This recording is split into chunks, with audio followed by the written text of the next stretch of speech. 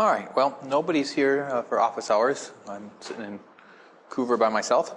I haven't had very many email questions sent to me. Most of the ones that have been sent thus far deal with quadrants. So I'm going to kind of review that a little bit here in office hours, and then we'll see if we get any more questions emailed to us.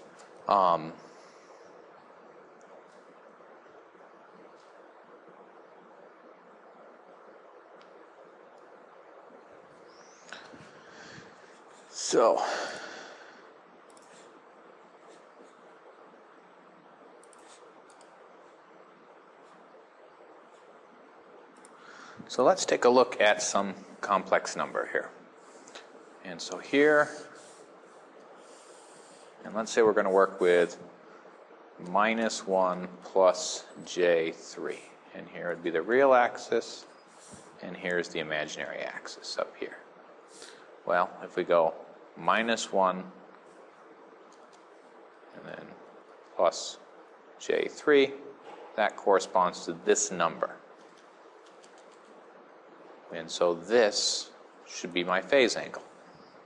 Now there's two ways of expressing the phase angle. Standard is between minus pi and pi and 0 and 2 pi. And that's because it's periodic. So if I go theta here and I go all the way around, one complete revolution is a multiple of 2 pi. So for example, if my theta is equal to pi over 4, just as an example, which is not going to be in this case, but just as an example, if theta is equal to pi over 4, hello, then theta being pi over 4 plus 2 pi would give me exactly the same angle. And so multiply that up, that ends up being 9 pi over 4. That would be the same value. Similarly, I could subtract 2 pi. So I could subtract 2 pi from this expression, so that pi over 4 minus 2 pi. So that would be pi minus 8 pi all over 4. So that would be minus 7 pi over 4.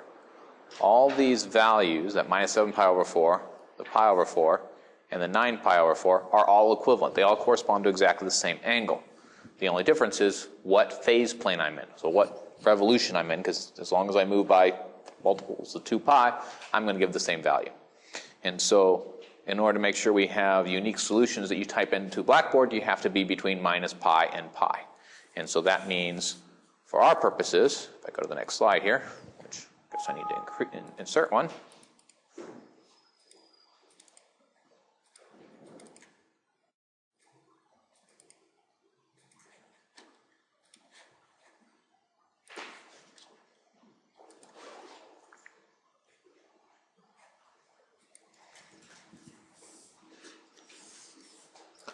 So for our purposes, here's our theta is going to be the angle off the real axis here. Here's imaginary. So we're going to go from minus pi to plus pi. So our theta is going to go from over here would be minus pi, all the way over here would be plus pi. That's the range that we're interested in working from. So let me go back to this example that I started here of, and then I got off on my rabbit trail, of minus 1 plus j3. And so minus 1 plus j3, well, the magnitude of that, if I put it in would be the minus 1 squared plus the imaginary part squared, which would be 3 squared square root. So 3 squared is 9, minus 1 squared is 1, so this is just going to be the square root of 10. And I don't have a calculator with me, so I'll switch to MATLAB to put that as a decimal value. So square root of 10. 3.1623.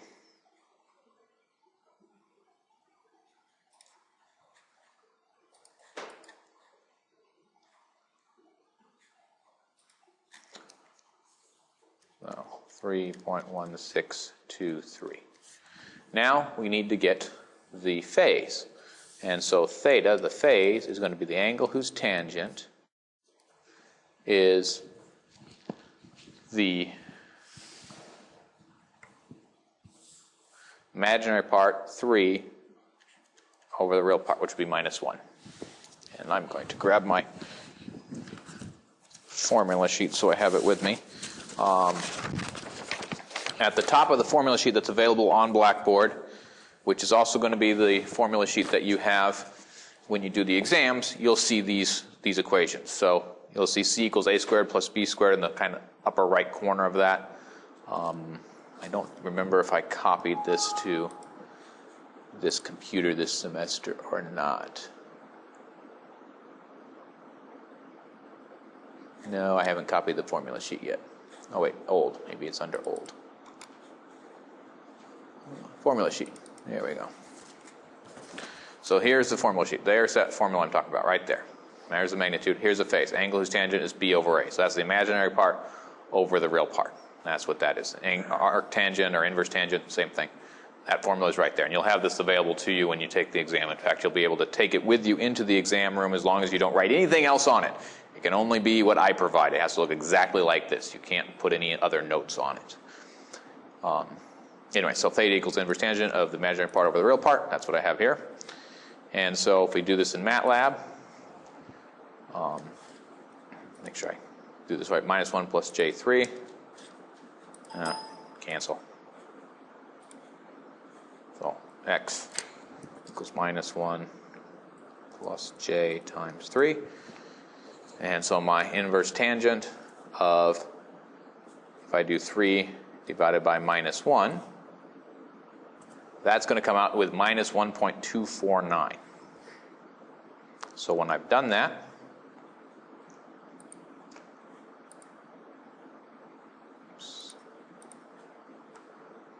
minus 1.249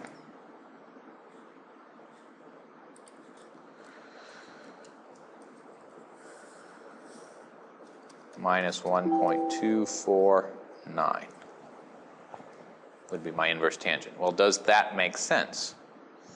Well, I know, go back to this little diagram, that it should be up here. It should be in the second quadrant, which means it should be between pi over 2 and pi. So minus 1.249 does not make sense, because minus 1.249 would be down here in this quadrant. I know it has to be up here. So I need to add pi to that so that I have the correct phase. So minus 1.249 plus pi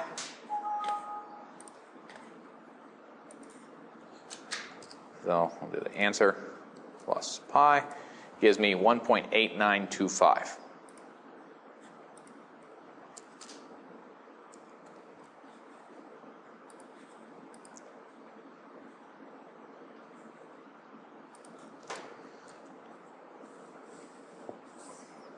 So to get the quadrant right, I need to add pi, and so that gives me 1.8925. And so that's my phase in radians for that number. And you can confirm it, once again, in MATLAB or in some calculators.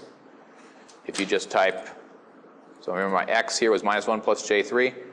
If I just type the phase of x, I get 1.8925. So that's what I had there. So that makes sense. That's how I have to make sure that the inverse tangent isn't giving me something weird. Now, if you look at this, the minus 1.249, that would be if I had 1 minus j3. So call it xx. If I had 1 minus j times 3, if I had that instead, well, the phase of that number is a minus 1.249. And the inverse tangent of that, inverse tangent of minus 3 over 1, is a minus 1.249. So that 1 minus j3 is the imaginary number corresponding to that phase, because the inverse tangent doesn't know whether you have a positive on the top or a negative on the top. It just takes the inverse tangent. It calculates it and takes the inverse tangent. So that's where you have to keep track of on your own and make sure your phases make sense. Make sure they're showing up in the right place. And so that's how you would do that. And the quadrants you really have to pay attention to are when it's in the third and the fourth quadrant. The first and second quadrant, that's the default. That's what it will assume it is when you take the inverse tangent. Now, however, you do have to make sure that it's operating with the correct range. As I said here, it's periodic with a period of 2 pi. So, if you get a value that is greater than pi, that may mean your calculator is defaulting to 0 to 2 pi as your frame of reference. Most, I think, do minus pi to pi, but some might do 0 to 2 pi. And so if that happens, you have to correct for that by adding or subtracting a 2 pi term, because you want it between minus pi and pi, and it's periodic. It always repeats itself. And so those are the questions that I got today.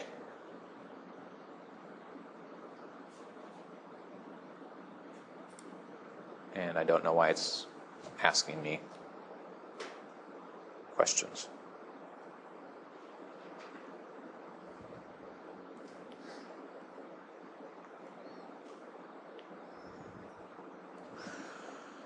All right, did you have any questions? Yeah, I'm having trouble Number 2. All right. That's like the inverse one. The first one? Oh yeah, you should go through the first one. I'm having trouble following them. Okay.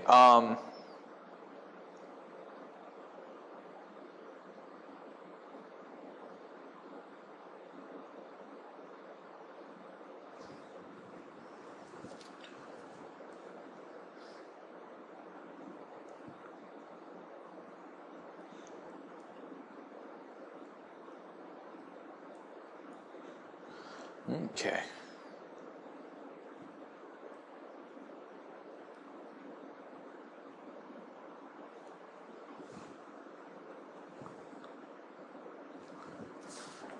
My phone's not getting much of a connection in here. I was trying to see if anybody else is sending me emails, but it's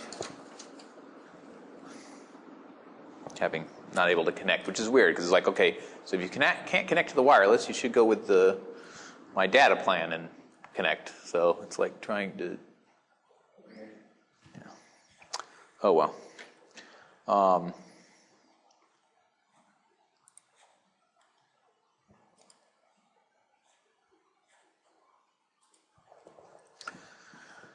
So 1 over, let's just pick a number, minus 4 plus J4. Say we want to take the inverse of that. So it's similar to the problem 2a, but different. Well, we want to multiply the top and bottom by the complex conjugate, so that would be minus 4 minus J4.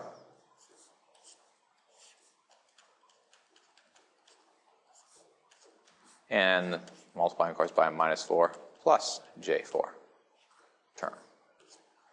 Well, the minus 4 times the minus 4 will give us a 16 here. Minus 4 times the plus J4 gives us a minus J16. So this term multiplying that one.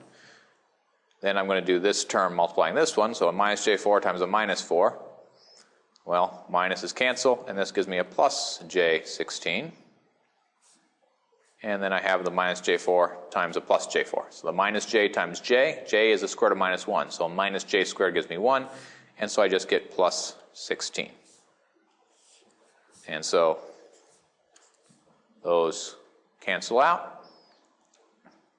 And I'm left with then 16 plus 16 on the bottom. And then on the top, of course, I have minus 4 minus J4 on the top.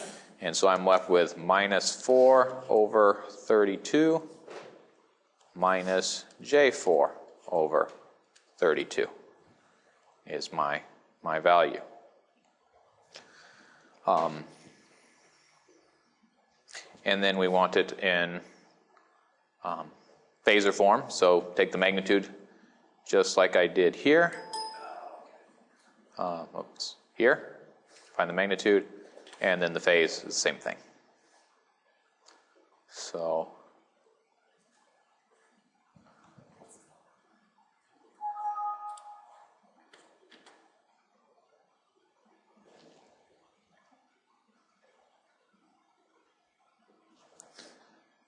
I'm going to pause recording for just a minute here. I'm going to resume recording. You know what? So yeah, let me open up my notes and kind of talk through that a little bit here, maybe. All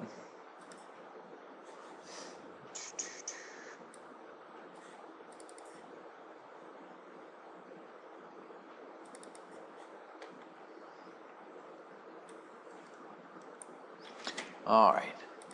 So here I have an imaginary number, 1 over a plus jb. And I multiplied through by the complex conjugate, just like I did on my example I just worked. And so the complex conjugate was a minus jb over a minus jb.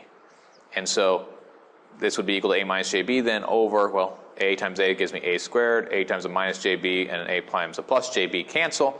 And then I have a minus jb times a plus jb, and so that gives me the b squared.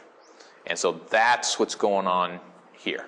But rather than having a number, here I just used a variable to kind of derive what it would look like.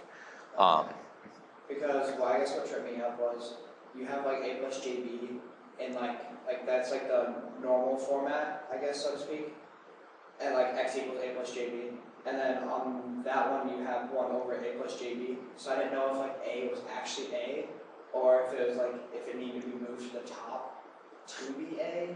No, well. You know? Well, I see now it's like just completely like a different thing. Right, it's just basically, yeah, the a plus jb is just, so if you have it in the form of x equals a plus jb, a is the real part, b is the imaginary part. And here I just, now I want to take 1 over this complex number. What happens to the real part and the imaginary part? And so those respective numbers are just going to... Right. They're the same, okay. Yep. So I was trying to do it as a symbolic example as opposed to actually a numeric example, because this would be true in general. Now, I don't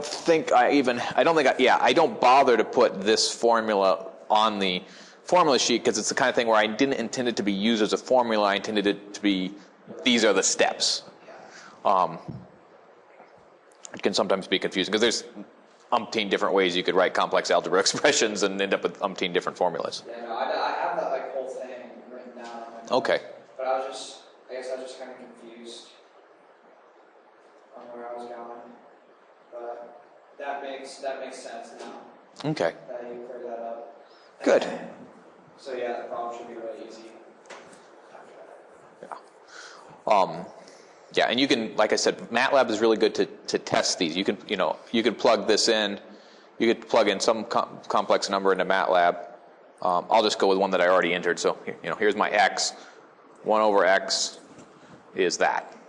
And so, and if we go with, let's see, the new one that I did in my more recent little example here, 4 minus, what was it? I can't read it when it's like that. Yeah, -4 plus j4. So that's my one. I want to do 1 over that.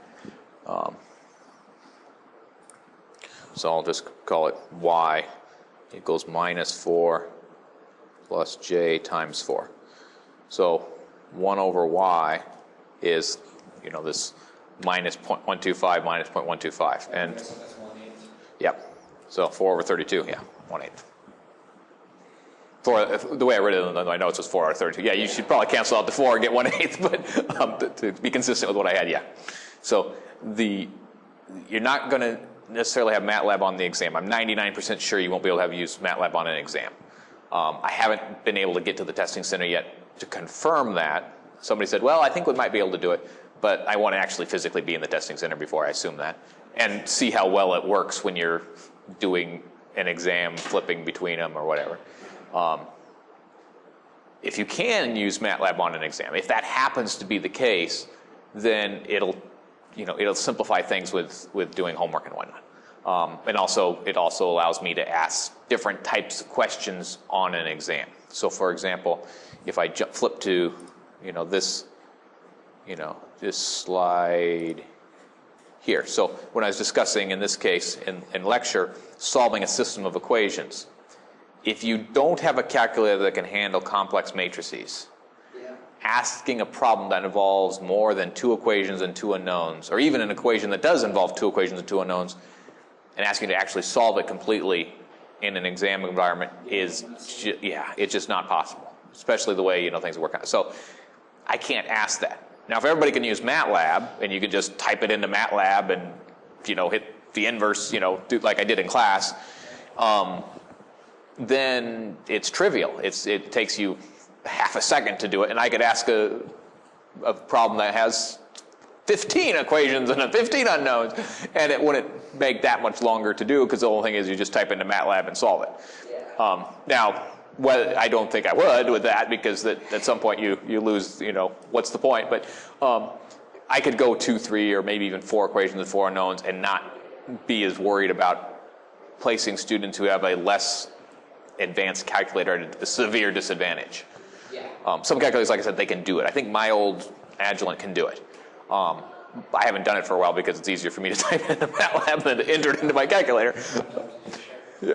But, yeah, so in some sense it would be nice to be able to do that in MATLAB, but I don't think it's going to work. I think you're going to be pretty much limited to being able to use your calculator. If you could use MATLAB, I might actually change the requirements for the exam and say, no calculators, you have to use MATLAB. And then I'd spend a little bit more time reviewing how to do these things in MATLAB. Because then it puts everybody on exactly the same level. Some calculators you can store a bunch of formulas and all sorts of things like that. But supposedly, I've never bothered with it. So we'll see. But I'm not holding my breath that MATLAB will work on during an exam in a testing center. Okay. And then I remember number 3, I looked at it, I said a little bit. I just can't remember how to do it. Because he kind of went over it quickly in class and I didn't get time to write it down. Yeah. Yep, that one right there. Yep. So, okay, so did you just divide? Yeah, just like you would if it was, if you had 5y equals 7, you just divide by 5 and then you figure out what y is. So it's exactly the same thing. The only difference is it's a complex number, so you have to divide complex numbers. Okay, so, and would that, I guess this might sound dumb, but would it be 2, would that final answer be 2 plus 15/8j?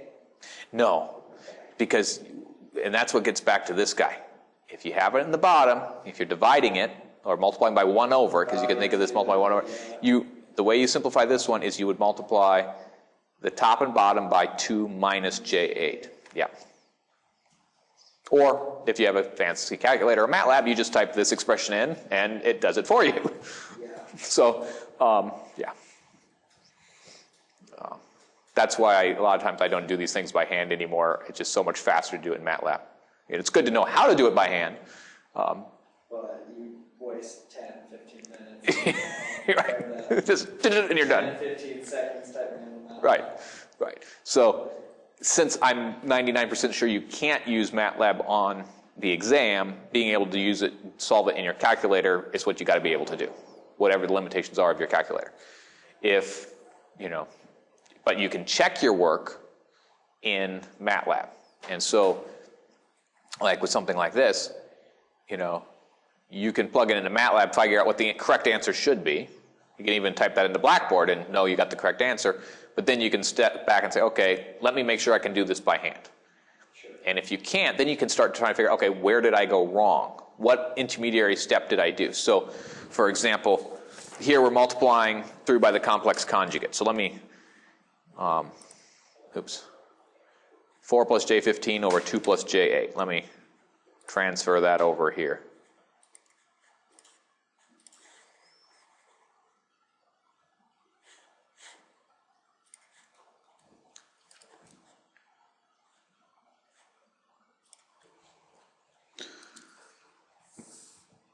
Four plus j15 over 2 plus j8. I think that's what it was.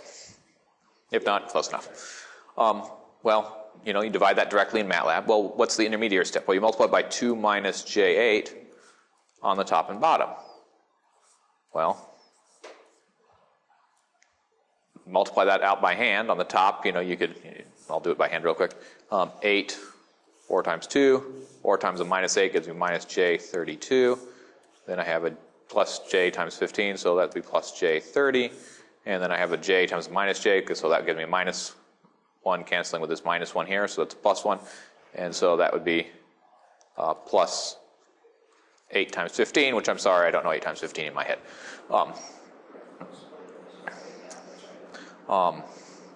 And so, and then this whole thing would be over 4 plus 64.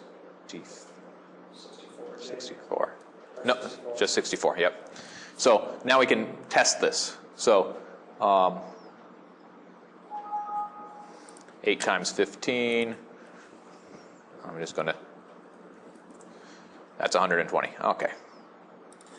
So 120 plus 8 is 128.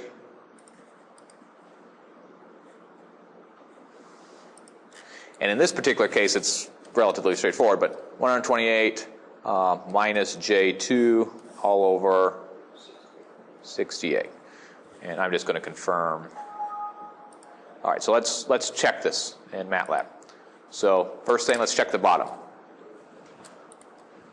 2 plus J times 8 times 2 minus J times 8. 68. All right, so we did it right. Now we'll do the top one, which was 4 plus J15 times 2 minus J8. So 4 plus J times 15 times 2 minus J times 8. 128 minus J2. 128 minus J2. And so that allows me to quickly check those steps in my calculation. And now, I can, of course, I could divide them to 128 minus J2 by 68, and that would give me my final answer. And so if your slow way of doing it, this way gives you a different answer, well, now you can backtrack. You can figure out, okay, where did I go wrong? I tried to multiply these, but maybe let's say I ended up with minus J20. I don't know, maybe add things wrong. You can then chase that down. And so that's a way of kind of making sure that things are going smoothly. Now, algebra mistakes are a little bit harder to deal with on an exam, so hopefully you get enough practice, they won't pop up as much. But the main thing is when you start having conceptual mistakes. And so this particular set of problems, it's so straightforward, I don't think you could have much in the way of a conceptual mistake. Once you understand what you need to do, once you understand kind of what this, what that algebra expression meant, so, once you get started on it, you're good to go. But you can also use that to kind of chase down, okay, is it a algebra mistake that I'm making, or is it a, conceptual mistake? And so later on, when you're solving problems in the future homeworks and you're working with expressions involving complex numbers, you're going to generate some equations with the complex numbers, and then you're going to solve them. Well, when you're working and trying to solve them on the homework and you're not getting the right answer, the first thing you want to eliminate is, am I making an algebra mistake? And that's when you can use MATLAB to quickly solve your equations and know your answers are going to be correct based on the equations you typed in. And so you'll have confidence then that, okay, if what I'm typing in to MATLAB or typing into the solution is wrong, but that is the correct solution from the equations, then most likely my equations are wrong. And it'll help you then save time to figure out, okay, well, what am I going wrong with my equations? And getting the equations wrong is more important because that's, where you can lose a lot of points on the exam. And so, like on the exam, you have the first phase, the first step will be a hard question. The second phase will be the same question over again, but with different numbers, allowing you an opportunity to correct algebra mistakes or things like that. And then the third and fourth, you start to get simpler and simpler and less points available, because that's how we do partial credit. And that allows you then to figure out, okay, if you're conceptually off, if your equations are off, if you will, then you're going to lose more points. And I believe, at least in the past, what I've done is I sometimes will have something where you have to select which equations do you need.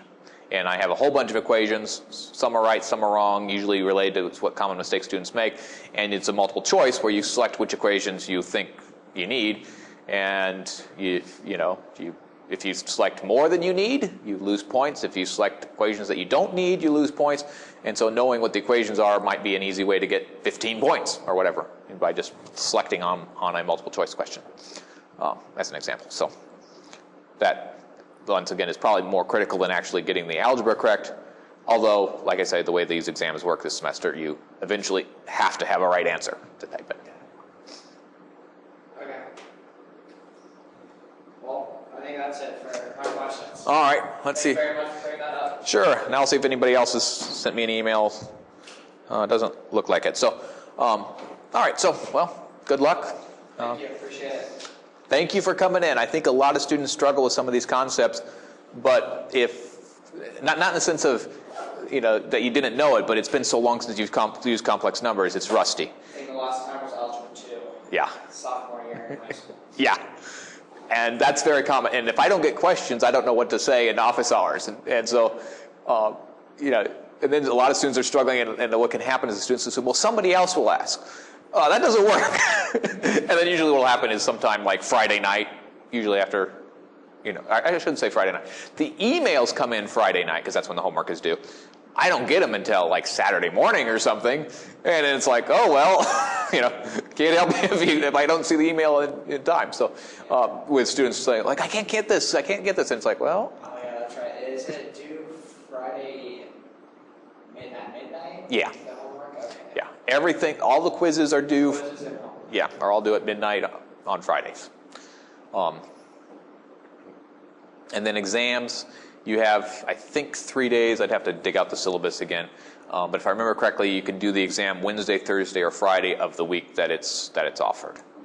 I would recommend probably shooting for Thursday or something. You could do Friday, I guess, because there's homework due that same time. But yeah, actually Friday might work better. I don't know.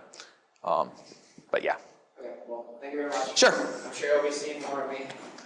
Yep, good. I don't like large class sizes where I never get to see students. Yes, I see a sea of faces, but it's really when they come to office hours that's more fun. Yeah. So, yep, you too.